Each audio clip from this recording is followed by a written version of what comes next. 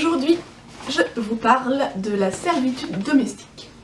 Alors avant de vous définir ce que c'est, je tiens juste à préciser qu'il y a mon caméraman Will derrière, comme d'habitude. Bonjour. Il va peut-être intervenir de temps en temps. J'ai pris des notes aussi pour vous faire quelque chose de construit, donc ne vous inquiétez pas si je baisse les yeux. Voilà, donc la servitude domestique. Qu'est-ce que c'est que ça? Alors c'est un terme de Christine Delphi, qui est une sociologue, qui s'est beaucoup intéressée au sort des femmes. Alors, qu'est-ce que c'est exactement? En fait, si on veut, c'est le fait que dans un ménage, donc dans un couple et dans un ménage de manière générale, les tâches ménagères soient inégalement réparties dans le foyer. Et donc, il y a l'un des deux membres du ménage en fait, qui en fasse beaucoup plus que l'autre. Bien souvent, c'est les femmes, et ça pose problème.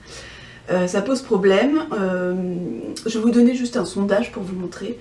L'INSEE, en fait, en 2010, a fait un sondage qui révèle que 72% des tâches ménagères sont faites par les femmes. Donc tâches ménagères, j'entends voilà, la cuisine, la vaisselle, s'occuper des enfants, donc c'est aussi également les amener à l'école, les amener aux différentes activités, les conduire, etc. Mais aussi des personnes dépendantes, hein. C'est pas forcément les enfants, ça peut être les grands-parents, etc. Voilà, s'occuper du linge, du ménage, voilà. Tout ça, 72% c'est les femmes, en 2010, voilà. Donc, est-ce que quand tu parles de servitude, c'est quand même un mot assez fort. Je veux dire, dans servitude, il y a le terme de servage, d'esclavage. Est-ce que tu veux plus expliciter par rapport aux auditeurs ce que tu veux dire? Oui, alors en fait c'est une servitude domestique dans le sens où c'est un travail qui est effectué donc, par les femmes en majorité, mais qui n'est pas rémunéré. Ah. C'est-à-dire que, imaginez que ce couple en fait en vienne à faire appel à quelqu'un d'extérieur pour faire le ménage, voilà, une femme de ménage ou un homme de ménage, une cuisinière, un cuisinier, voilà, je sais pas moi, une nounou pour garder les enfants. Ils vont les payer, ces gens-là, ils auront un salaire bien sûr. Alors que pour le même travail, les femmes, dans leur propre foyer, ne sont pas rémunérées. Alors même que c'est une charge lourde de travail. Donc c'est en cela que c'est en quelque sorte un esclavage. Christine Delphi va jusque-là, elle parlait d'esclavage en fait. Ah d'accord, tu veux dire en fait que du coup, quand par exemple une femme rentre du boulot, elle fait un double travail en fait, le travail domestique. Je vais en parler tout à l'heure, effectivement, je vais vous donner des statistiques par rapport à ça. Bon alors vous allez me dire tout de suite que quand même ça a évolué, qu'aujourd'hui les hommes s'y mettent beaucoup plus qu'avant, à la vaisselle, etc. Eh bien, finalement, pas tant que ça, parce que, encore une fois, je vais vous donner un chiffre. Depuis 20 ans, en fait, les hommes ne s'occupent des tâches ménagères que de 11 minutes de plus par jour. 11 minutes, vous imaginez, c'est pas grand-chose, finalement. Et on a constaté, d'ailleurs, je sais pas si vous avez constaté ça dans votre entourage aussi, mais en général, les hommes considèrent qu'à partir du moment où ils font des tâches ménagères, ils aident leur femme ou leur compagne. Donc si on dit aider, c'est bien qu'ils considèrent que d'une manière naturelle, c'est à la femme qu'incombe les tâches ménagères, et que eux ne font qu'aider.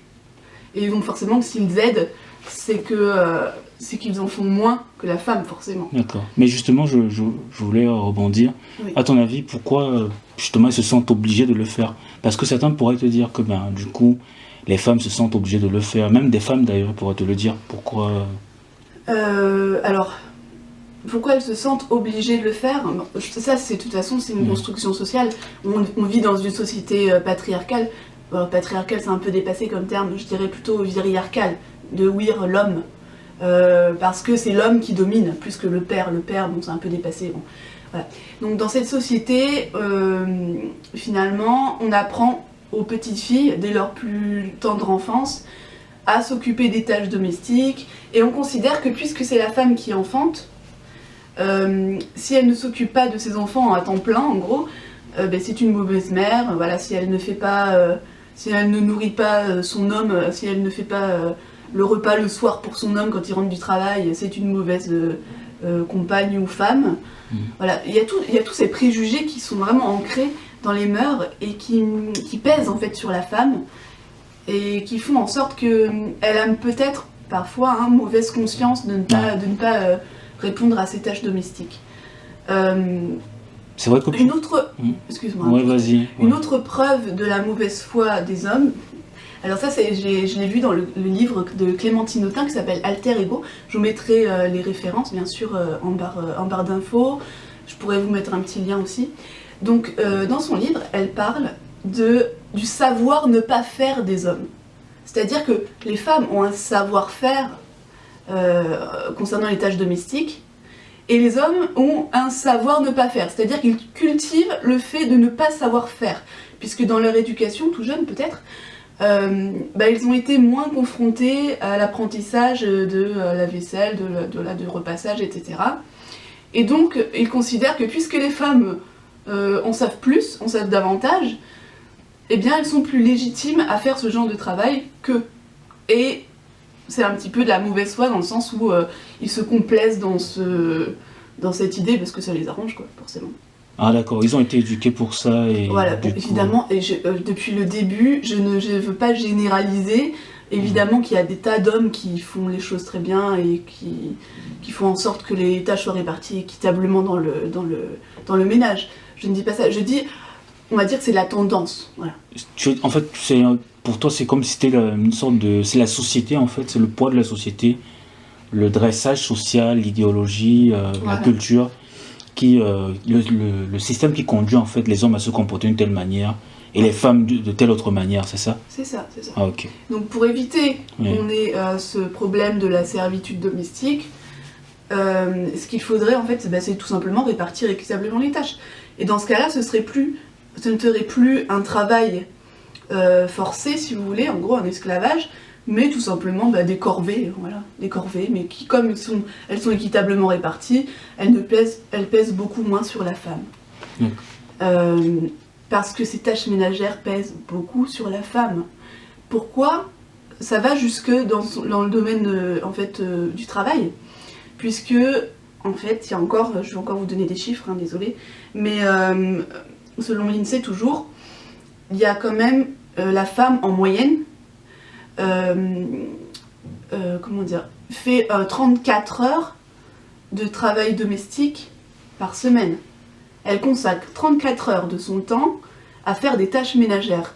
Donc imaginez une femme qui en plus fait les 35 heures dans son travail en temps normal, ça lui fait vraiment des semaines mais énormes, quoi. Ah d'accord, en fait c'est du temps de travail salarié plus l'équivalent du temps complet à la maison, quoi. D'accord. Ce qui fait que lorsqu'une femme arrive à se mettre en couple, à se mettre en ménage, à fonder une famille, à avoir des enfants, encore pire, eh bien souvent son travail salarié est remis en question. Alors ça peut être simplement par le poids de la société, ce que je disais en fait à l'instant. Ça peut être également pour des raisons financières. Parce qu'on sait que déjà, d'emblée, les femmes sont moins bien rémunérées que les hommes dans le marché du travail. Qu'en plus, elles font souvent des boulots qui sont, de moins bonne... moins bonne qualité, moins gradé peut-être. Moins gradé et donc moins bien rémunéré de toute façon. Ouais. Donc souvent le calcul est vite fait, finalement c'est l'homme qui garde son emploi et la femme elle doit abandonner, soit en partie, donc pendant un mi-temps par exemple, ou alors complètement, et en devenant ce qu'on appelle femme au foyer. Donc ça pose problème, forcément, parce que qui dit moins de salaire, qui dit un travail soit à partiel, soit annulé, dit une retraite de misère. Oui. Et puis alors, imaginez si jamais elle en vient à divorcer ou à se séparer de son conjoint, eh bien elle se retrouve complètement sans travail, en ayant quitté depuis longtemps le marché du travail, forcément elle aura du mal à retrouver un boulot. Enfin, vous imaginez toutes les galères possibles et imaginables, quoi. Voilà, donc ça pose vraiment des gros problèmes au niveau social pour les femmes. D'autant plus que, on l'a pas dit, mais une femme au foyer, elle est quand même un peu plus isolée par rapport aux femmes qui travaillent, forcément. Et voilà, et la femme au foyer, elle est quand même assez mal vu dans la société. Je me souviens, quand j'étais en 6e, en classe de 6e en fait, mon prof de maths nous avait demandé de rédiger en fait sur une feuille le travail que faisaient nos parents, le métier. Et on était beaucoup à avoir justement notre mère au foyer en fait. Donc on lui a demandé ce qu'on devait noter et il disait ah mais femme au foyer, mais c'est un métier, c'est le plus formidable des métiers, il faut écrire ça noir sur blanc. D'accord, mais un travail, ça mérite salaire, un autre travail mérite salaire, théoriquement. Donc vous voyez, ça pose le problème de... D'où la servitude. Travail, c'est ça, d'où la servitude en fait. C'est tout la servitude. C'est un travail, mais il n'est pas payé quoi. Donc il n'est pas reconnu de fait. Mais certains des auditeurs par exemple, ou des auditrices par ailleurs, pourraient te dire que c'est vrai que c'est un problème, mais c'est un problème minoritaire au vu des enjeux globaux auxquels l'humanité est confrontée. Du coup, en quoi pour toi, en fait, pourquoi d'après toi c'est un problème important? Pourquoi il faudrait en parler aujourd'hui? Et en plus, moi je sais que, moi je savais que les femmes travaillaient davantage et elles étaient payées moins que les hommes. C'est vrai que je ne savais pas que c'était à ce point-là. Mais on pourrait te dire qu'il y a d'autres problèmes beaucoup plus importants. Pourquoi, à ton avis, il faudrait s'en préoccuper aujourd'hui? C'est sûr, la moitié de l'humanité, c'est pas important, finalement. Non, je parle à la place des... Bah, bien sûr que c'est important, ça concerne la moitié de l'humanité. Je pense que si on n'en parle pas, dans les médias et tout, c'est tout simplement parce que c'est relégué au rang du cadre domestique. Et donc, pour que ça puisse avoir plus d'ampleur au niveau politique, il faut simplement en parler autour de soi, le diffuser cette idée en fait que c'est vraiment une servitude. Et il n'y a que comme ça qu'on arrivera à faire changer les choses. Donc je vous invite à en débattre dans les commentaires, je vous invite à en parler autour de vous, en discuter. Et il n'y a que comme ça qu'on arrivera à faire changer les choses. Donc merci beaucoup d'avoir écouté. Je vais vous laisser et prenez soin de vous. À la prochaine.